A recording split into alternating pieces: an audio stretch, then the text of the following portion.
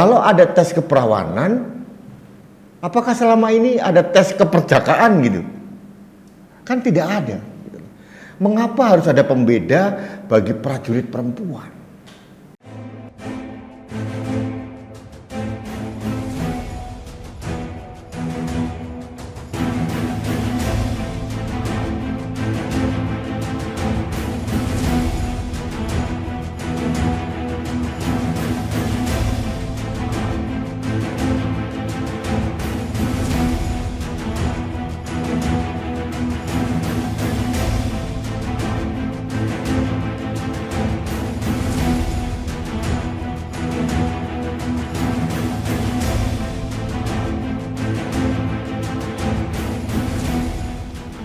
Halo sahabat Indonesia, kita bertemu lagi dalam Opini Rudi akhir pekan.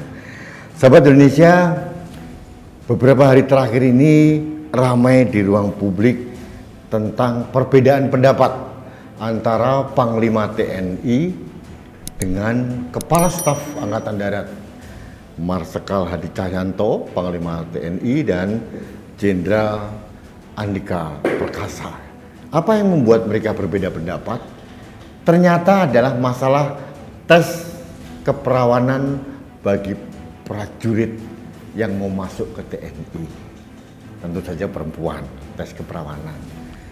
Nah, Jenderal Andika mempunyai terobosan bahwa aturan untuk tes genital, dalam hal ini tes keperawanan untuk calon prajurit perempuan ini dihapus. Sedangkan Marsikal Hadi Cahyanto melalui Kapus Pen TNI tetap bersiteguh bahwa aturannya belum dirubah. Aturan dari Panglima TNI bahwa harus ada tes keperawanan buat perempuan, dan ini menjadi silang pendapat.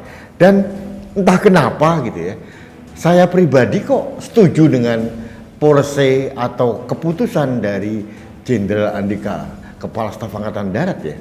Karena apa? Apa manfaatnya ada tes keperawanan buat perempuan? Ada unsur diskriminasi menurut saya yang paling kuat gitu. Kalau ada tes keperawanan, apakah selama ini ada tes keperjakaan gitu? Kan tidak ada. Mengapa harus ada pembeda bagi prajurit perempuan?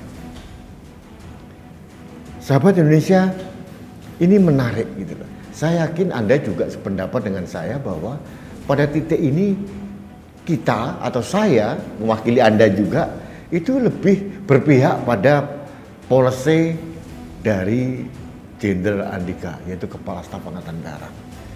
Dalam era yang sekarang ini terlalu menurut saya aneh gitu loh. Kalau masih ada diskriminasi atau pembedaan antara prajurit laki-laki dan prajurit perempuan.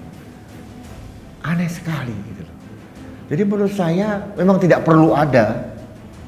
Jadi biarkanlah kita percaya dengan moral atau apa namanya, semacam garis hidup calon prajurit TNI, baik yang laki maupun perempuan, perlakukan mereka sama. Tidak ada lagi perbedaan gender bahwa laki-laki itu lebih diistimewakan dibanding perempuan. Tidak ada lagi seperti itu. Sahabat Indonesia, ini menarik sekali. Kenapa saya harus mengangkat dalam opini saya? Karena bagi saya ini menarik gitu loh. Yang pertama adalah saya setuju dengan Jenderal Andika bahwa tidak perlu ada diskriminasi. Yang kedua, menarik juga ini. Ada pertentangan pendapat antara Panglima TNI Marsikal Hadi Cahyanto dengan bawahnya Kepala Staf Angkatan Darat Jenderal Andika. Sudah menjadi rahasia umum lah, keduanya tidak terlalu klop memang.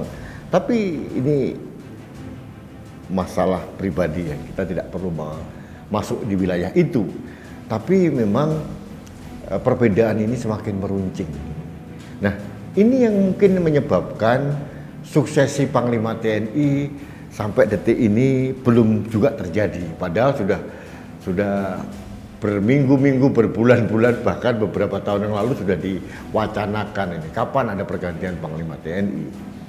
Jenderal Andika Perkasa ini sudah lama menjadi Kepala Staf Angkatan Darat. Dan Marsikal Hadi Cahyanto pun sudah lama juga menjadi Panglima TNI. Dan tahun ini rencananya November kalau tidak salah, itu Marsikal Hadi Cahyanto memasuki usia pensiun. Otomatis akan diganti. Apakah Jenderal Andika akan menggantikan atau yang lain? Ini menjadi misteri. Dan apapun yang terjadi, kita percayakan sajalah kepada Presiden. Siapa yang terbaik, yang diberikan tugas oleh negara melalui Presiden, Kepala Negara, yang menurut beliau pantas menjadi Kepala Staf Angkatan Darat. Oke, kita tidak masuk ke wilayah itu, kita masuk kepada tes keperawanan tadi. Jadi menurut saya TNI harus mulai berubah, menyesuaikan dengan kekinian. Ada unsur-unsur pelanggaran hak asasi perempuan, kemudian unsur diskriminasi seharusnya mulai dihilangkan. Jangan ada lagi hal-hal membedakan antara perempuan dan laki-laki. Mereka mempunyai kapasitas yang sama, kapabilitas yang sama. Pembedanya jelas, hanya satu. Perempuan melahirkan dan menyusui, laki-laki tidak bisa, itu saja kodratnya. Yang lain mereka mempunyai kemampuan yang sama, peluang yang sama. Jadi untuk menjadi prajurit TNI atau masuk melalui pintu seleksi, nggak usah ada pembedaan sama sekali di antara mereka. Tidak perlu ada tes keperawanan, tidak perlu ada tes keperjakaan, sulit sekali. Nah, ada argumen yang menarik dari Kapus Pen TNI yang mengatakan bahwa tes keperawanan tetap diperlukan untuk melihat rekam jejak, moralitas, dan gaya hidup taruni, kalau salah, taruna, perempuan taruni atau prajurit perempuan itu adalah yang disebutkan tadi, itu dipastikan akan berhasil kalau ada seleksi dengan adanya tes keperawanan. Tapi ini bisa dibantah. Apakah rekam jejak pada calon prajurit TNI dari laki-laki dilakukan hal yang sama?